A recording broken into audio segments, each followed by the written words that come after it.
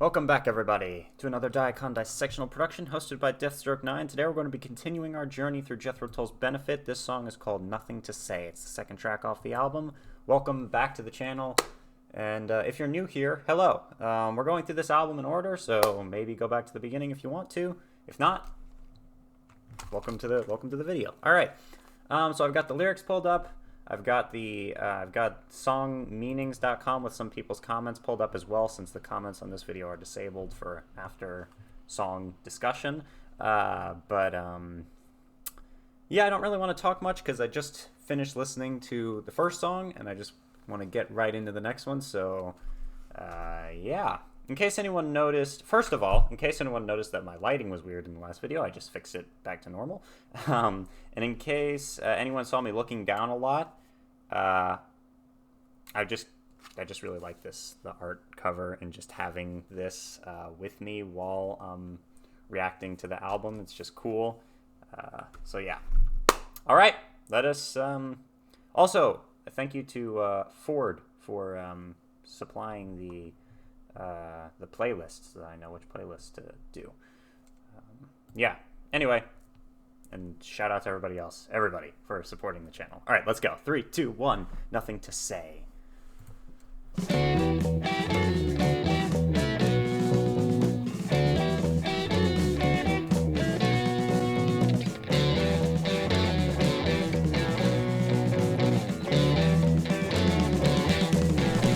Ooh, love the drums.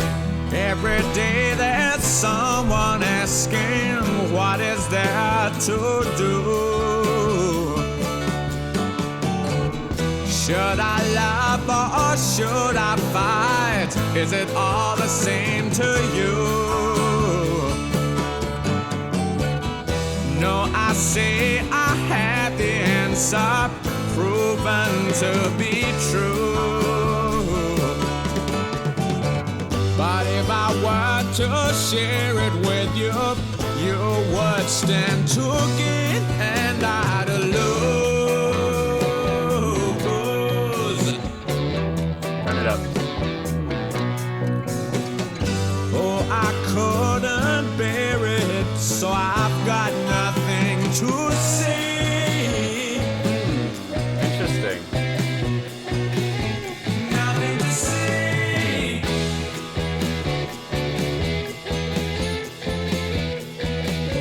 Nothing to say.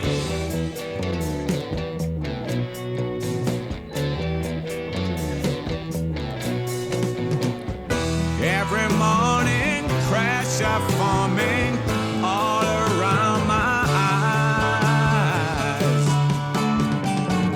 Ceilings crash, the walls collapse, broken by the lies that your misfortune brought upon us, and I won't disguise them. So don't ask me, will I explain? I won't even begin to tell you why.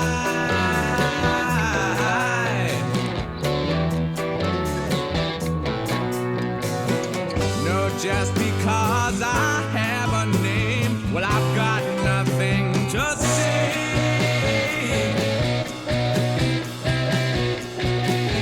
Nothing to say.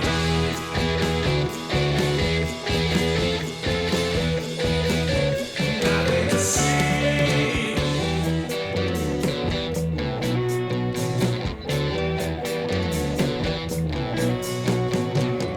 Climb a tower of freedom, paint your own deceiving sign. It's not my part to criticize or to ask you to be blind. Sorry, the only time I'm gonna pause it, bringing it back. The bass, like I keep on, like it keeps slipping out of my subconscious, or I mean, slipping into my subconscious understanding while I'm focusing on other aspects of the music, and then it worms its way back into the forefront. I'm like, wow, the bass is really good. Also, the mixing on this album is like, it's very interesting. Like, it feels like they're they're playing around with a lot of effects that I did not, or maybe I just missed in the first two albums, but I like it. It's very interesting. All right. Also, the lyrics on this one are, I'm really liking these lyrics. Let's keep going. It's not my part to criticize or to ask you to be blind to your own pressing problem and the hate you must unwind. And that's got me no answer. There is none that I could give you wouldn't find.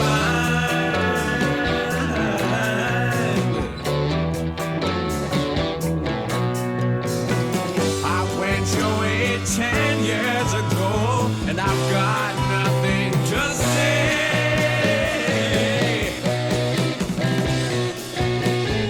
Nothing to say. Nothing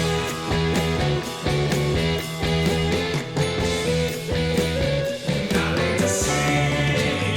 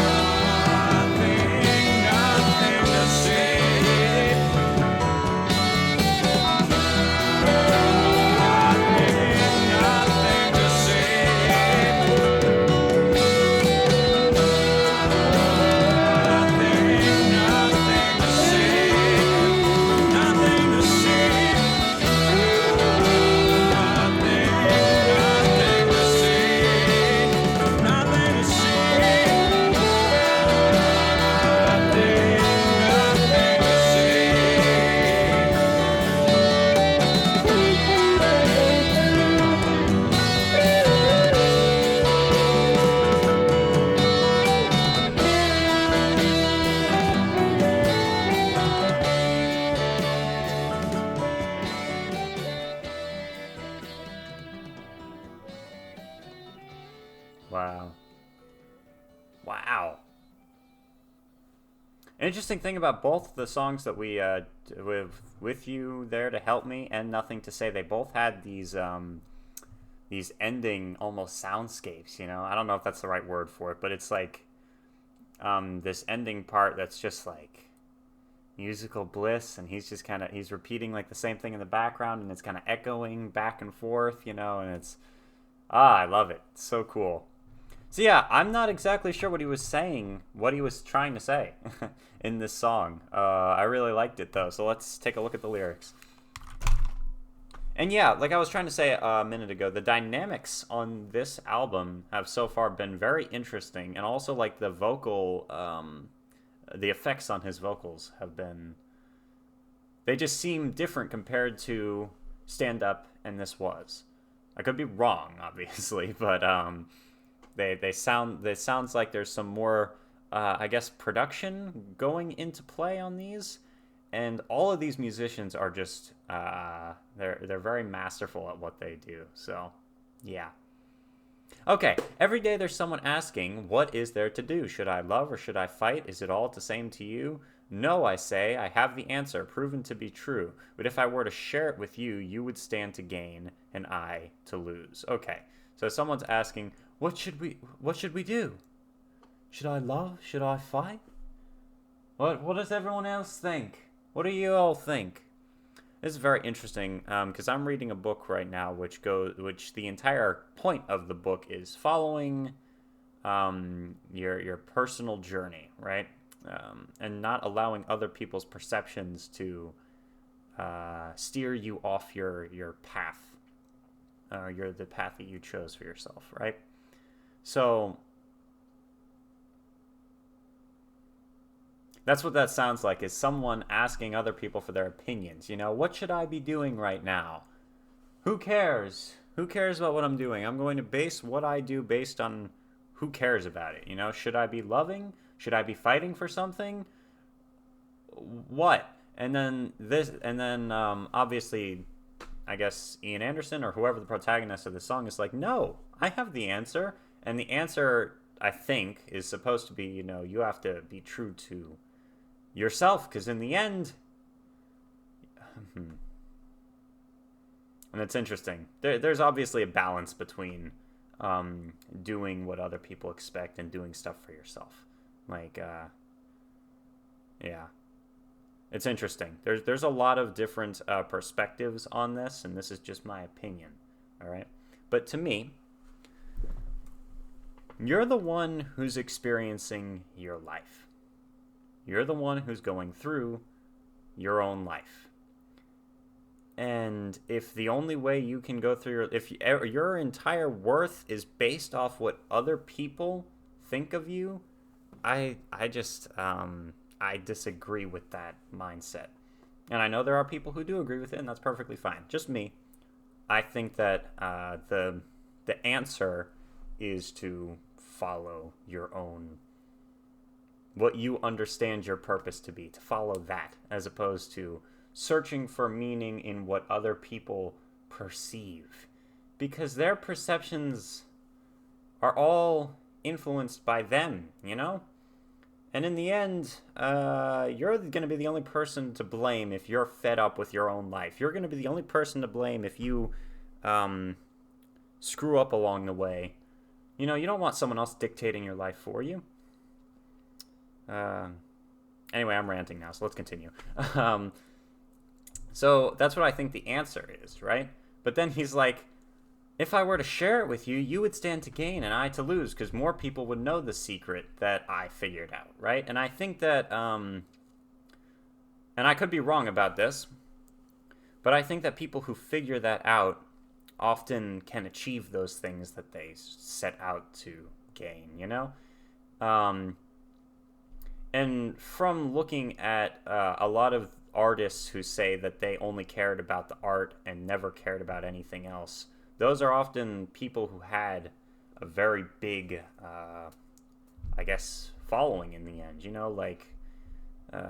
One person that I can think of off the top of my head would be Kurt Cobain from Nirvana, who's like, yeah, we're not even trying to create good music. We were being like a super cool underground band, and all that was important to us was like the art. And when we made a hit song, I felt like I betrayed everybody, or like, stuff like that. Although technically that is caring about. There's a lot going on there. But anyway, let's continue. Oh, I can't bear it. So I've got nothing to say. I have nothing to say. Every morning, pressure is forming around my eyes. It's like I've got a headache, but it's also other people trying to pressure me, right? Ceilings crash, the walls collapse, broken by the lies that your misfortune brought upon us, and I won't disguise them. So don't ask me. Will I explain? I won't even begin to tell you why. Oh, I actually have another idea. Okay. I think this could be... So Jethro Tull had made a couple albums up to this point. In every single one of them, I'm getting good lyrics, and lyrics that a lot of them have these themes behind them that I think people can relate to. So I'm wondering if he started to experience people like coming up to him, asking him the secret of life. Obviously, that's an extreme example, but like this is him saying, I don't have the answers. Don't ask me, will I explain? I won't even begin to tell you why, because our lives are different, and what you know to be true is different from what I know to be true, based on what we've been through in our lives. I've got nothing to say. Just because I have a name, I've got nothing to say.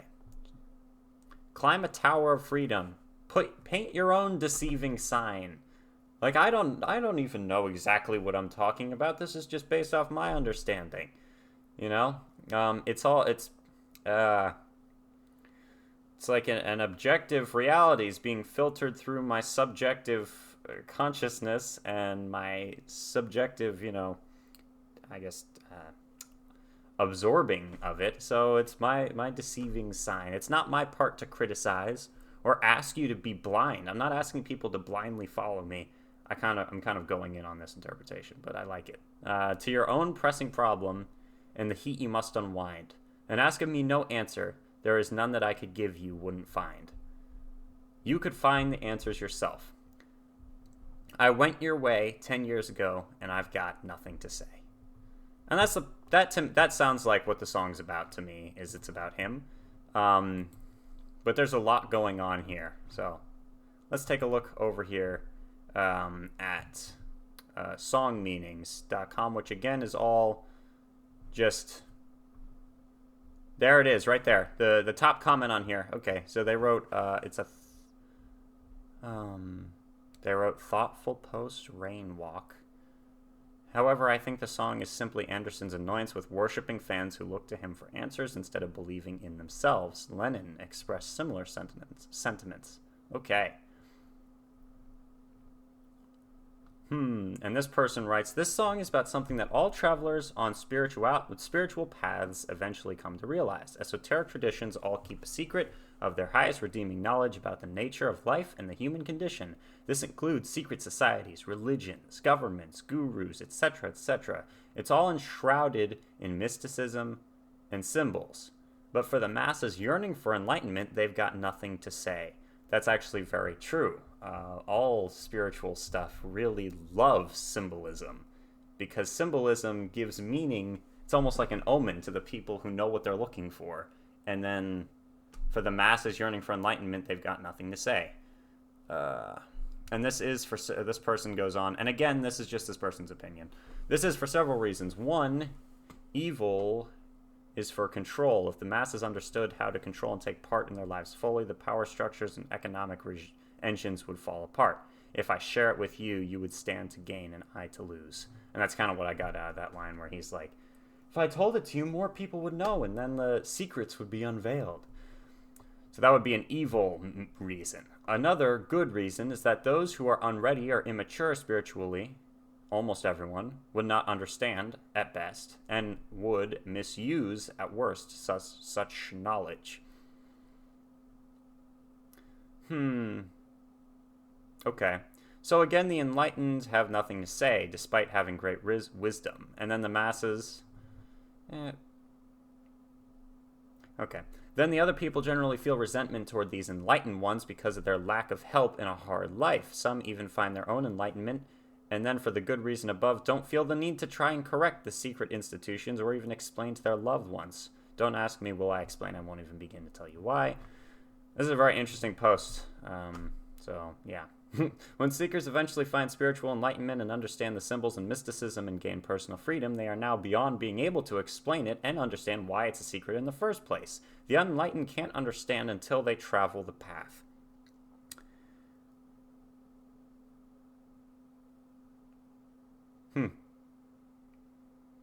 So they invariably practice the same secrecy and... There's things I want to say right now, but I'm not going. I've got nothing to say right now, but yeah. And don't see the possibility of explaining to others. Climb a tower, paint your own deceiving sign. It's not my power to criticize or ask you to be blind. Each person must travel the path and unwind their hate on their own. In this way, each person is indeed an island. So ask of me no answer. The island. A rock has no feelings and an island feels no pain, or whatever. Feels no sadness and no pain. I went your way 10 years ago means that the enlightened were all where we're at now and all need to get there on their own. Kind of encouraging. After thinking about it, this is their opinion, this may be the most profound Tull song of all time. I'm 37, took me 20 of those years to come to this understanding after being immersed in every spiritual tradition I could find all that time. They all say the same thing, despite your unwillingness to hear it. Selfless love is the answer to unwinding yourself. It's essentially so simple that there's nothing anyone can say to get you there. The riddles and mysticism can trick or hypnotize you into understanding it, but don't ask for them to be explained. Experience is the only key. Hope this made sense to someone.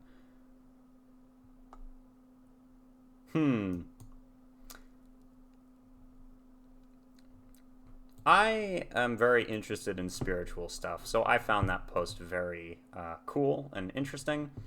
But, you know, that's just me. And anyway, moving on to the next song. Thank you for joining me. If you're new to the channel, you know all the stuff. All right. We are Legion, my friends. Thank you for joining me. Stay tuned for the next video. The next song on the album is Inside Sun? Let me see. Is it Inside or Inside Sun? Just Inside. Then the next song after it is Sun. Okay, cool. All right, Deathstroke 9.